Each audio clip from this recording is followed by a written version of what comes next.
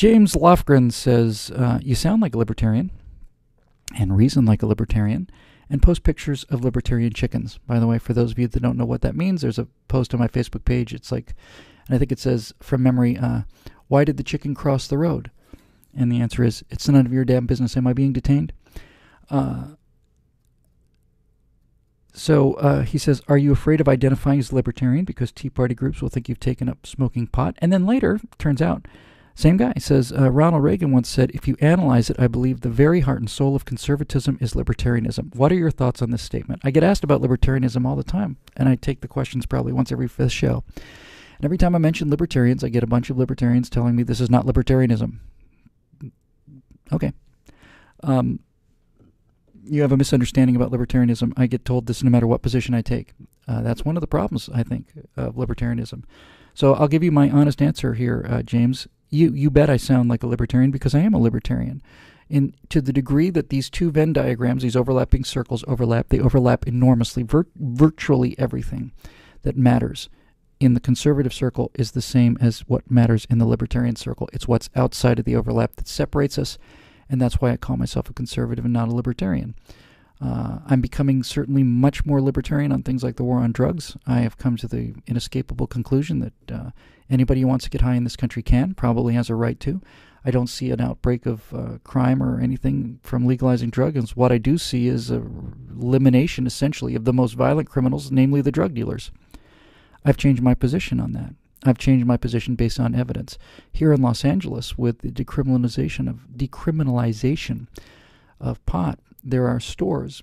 They're very subtle. They don't really advertise tremendously, but you will see a green cross, like the Red Cross, little green square cross, like the cross of Switzerland.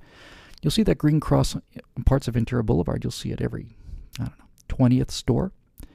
There are far more medical marijuana outlets in Los Angeles than there are Starbucks. Far more. I'd say 4 or 5 times as many. They're everywhere. These were implemented a couple years ago. Have I seen people just crashing into storefronts because they're smoking dope that they weren't smoking before? No. But I do see the Zetas, who are the worst people in the world and who may be the worst people who ever lived.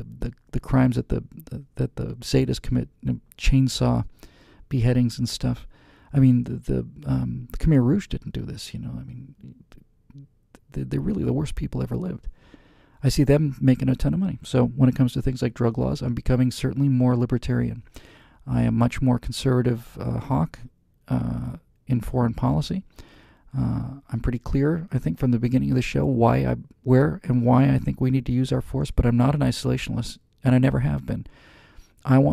We are a target. Freedom is a bubble, and freedom is a aberration, and it needs to be defended all the time. It is contrary to most human nature. It's absolutely contrary to human history. It needs to be defended all the time, and if we're going to defend freedom, I'd rather do it over there than here. That's why I'm a hawk. It's just that simple. I'd rather fight them over there than fight them here. So I'm a hawk, because I don't think there's a choice not to fight them. That largely separates out a large number of libertarians. But the thing that really separates me from declaring myself as a libertarian is, and here again, I know a lot of people are going to give me a lot of the different shades of what this whole thing means, but the ultimate fact of it is that I fundamentally believe libertarianism to be a form of utopianism, in the sense that when you get into the logical extremes of libertarianism, you are talking about a world where everyone is acting in their own enlightened self-interest, and everyone is leaving everyone else alone, and everybody's doing all of these things that we admire and that we know to work and that are protected by the Constitution. Everybody essentially is living constitutionally, which is swell, except that not everybody is that well behaved. And I think it's a form of utopianism. I think it is. I think that there are some standards that have to be maintained, and I don't mean. And now libertarians say, well, of course we have standards, and so on and so on and so on and so on and so on and so on and so on.